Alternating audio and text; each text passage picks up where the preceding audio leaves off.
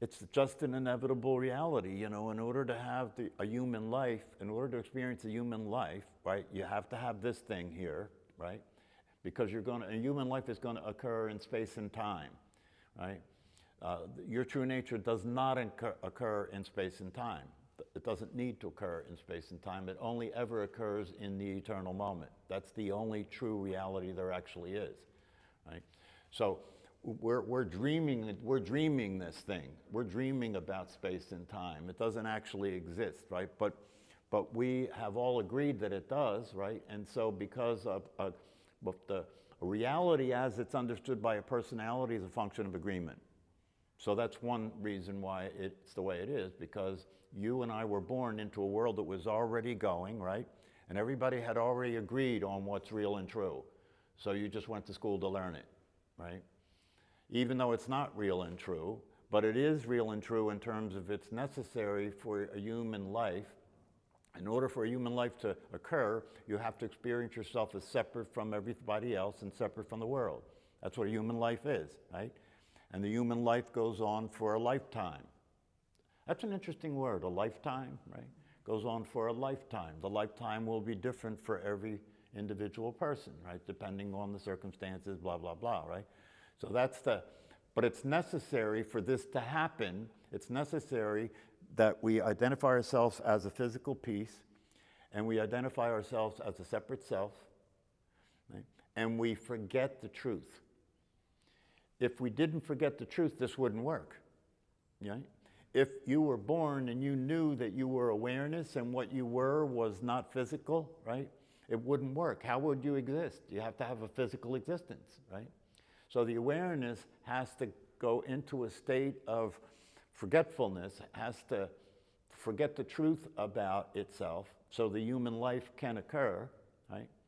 But even though that's the case, the truth lives within that reality. The truth, you are still experiencing your true nature all the time. You've just been preoccupied with what you believe to be true. You've been experiencing your true nature all the time, but you've been preoccupied with what you believe to be true, which is that the voice in your head is you, and that you are this physical body, and that other people aren't you, and that the world isn't you, and you're living in time and space, and the game is on, right? And you begin to recognize as you live this life that you're missing something. You know, you begin to recognize something's missing here. You know, people have written songs about that. Is that all there is, right? There's something missing here. And what's missing here is happiness, isn't it? Everybody's chasing it, aren't we? Right? So you begin to experience that something's missing called happiness and something's happening called suffering.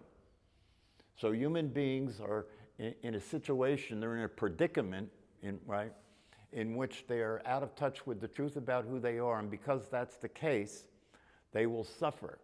And the suffering is meaningful because it will get you to want to seek answers. The suffering is meaningful because it will get you to want to seek relief. And the relief is possible, the relief is available. So if you're in a state of despair, if you're in a state of suffering, if you had enough of this, right, you may be interested in, is there anything I'm missing here? Is there anything that I don't know that could allow me to experience what's missing, which is happiness, peace, satisfaction, a state of well-being, and clarity. This is what people are chasing in their human existence for their entire life. And they associate it with money and possession of material things. Right? So people can do that for a while, but then when something terrible happens that really throws a curve, right? When something shocking happens, right? Then you go into this state of despair because people live life in denial of death. So if something happens that you almost die, it's like, oh shit, you know, oh shit, death is real, this is gonna end, right? And when that happens for a lot of people, they are shocked into awakening. This is what happened to Eckhart Tolle, right? He's a famous spiritual teacher now, right? He was severely, chronically depressed, and he got to a point where he was going to end his life, right? And just before he took the action to end his life, right, he realized that he was having this thought about suicide, and I can't, he said, I can't live with myself anymore. And then he said, wait a minute, I can't live with myself anymore. Who's the I that can't live with myself, and who's the self I can't live with? There can't be two, right? And then what hit him is that he woke up and realized that there isn't two, there's one. He had a non-dual experience, and he woke up and realized his true nature. And he hadn't studied it, he hadn't practiced meditation or anything. And sometimes that happens. People are shocked into the truth, right?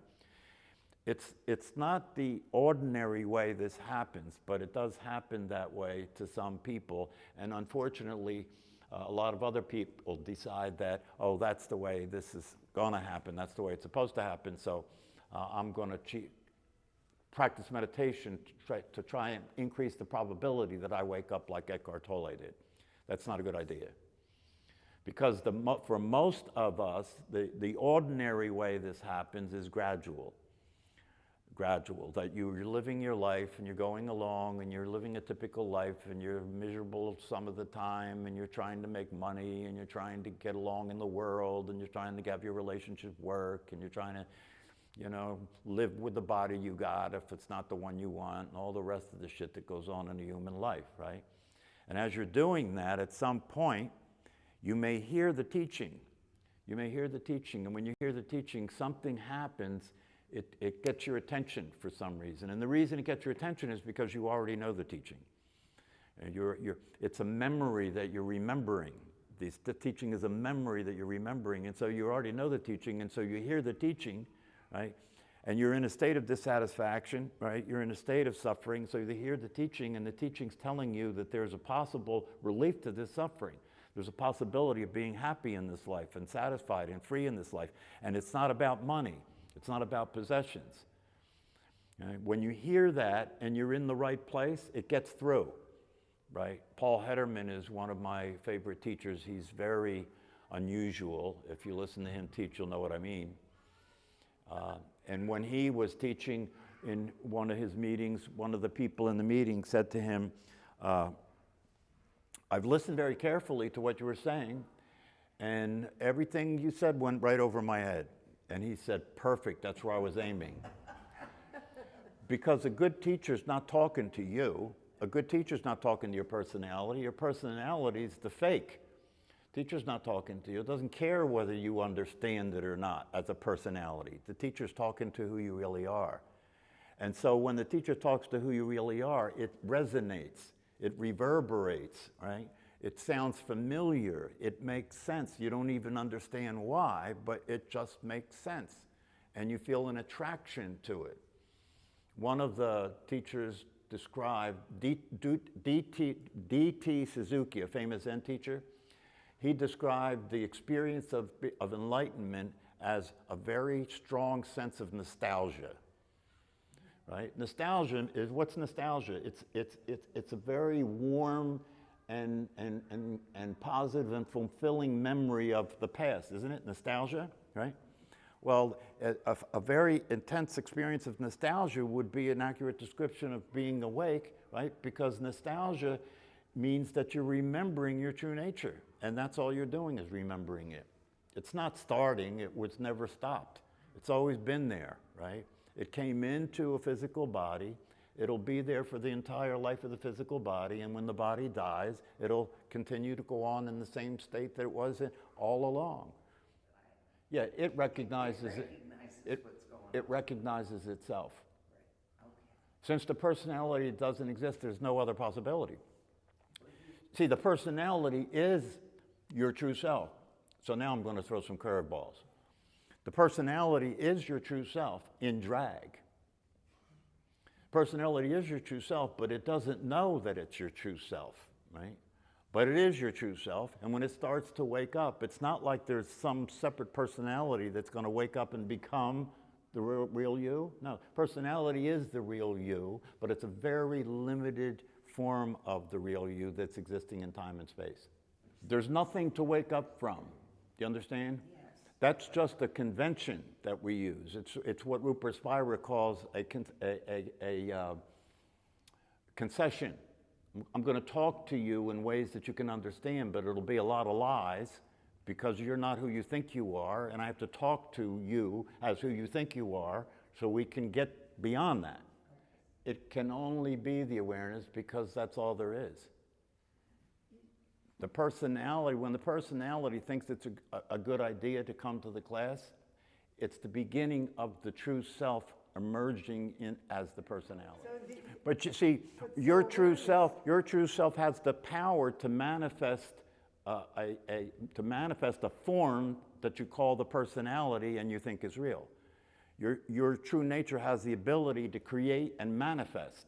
So it manifests a thought process, right? And that thought process gets believed, right? Because that thought process is consistent with what the group of humanity is believing, right? And so you just come into the fold, that's all. You just come into the fold. Awareness is our true self. Awareness is your true self when you think you're the personality, but when you get further along, you realize the personality was also your true self because that's all there is. So then it's one. Yeah, it's non-dual. Non-duality is the truth. There is no separate self. If there wasn't for suffering, you wouldn't wake up. You know, there's a design here. You know, suffering has a place. It's not, you know, life wasn't meant for suffering, but suffering is necessary to wake up and enjoy life. Kabish?